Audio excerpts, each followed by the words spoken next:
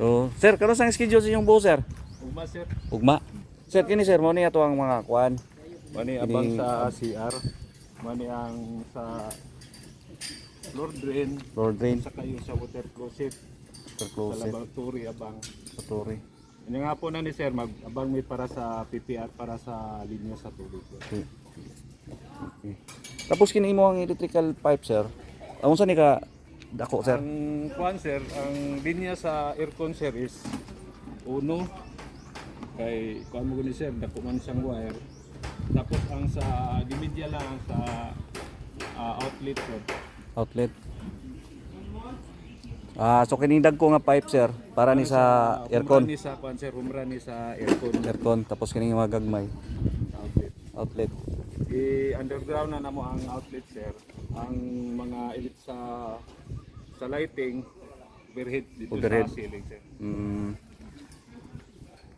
So, wala, naka-ready na. Naka-ready na nga to ang mga kuan, electrical wirings. Yan. Ang linya po na ni sir sa 3 wire ni sir.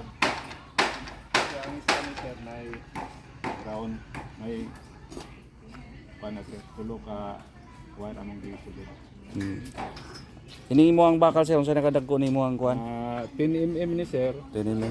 Tapos spacing ani both ways is 30. 30 by 30. Sir, pa kuan na lang, sir, ha? Pabutang na lang og kuan. Kini sa ato ang mga spacer. Spacer sir. Kay ato ang mga kuan. Bakal ng gikitin. Butangan namin ni sir. Oo. Yan. Tapos para mapa na mo sir, butangan pa naman i-gravel bed na mo itong portion na medyo lalong. Mapantay dito ang fitness. Sige. So, itong mga dowels naka-ready na po, no? Yan.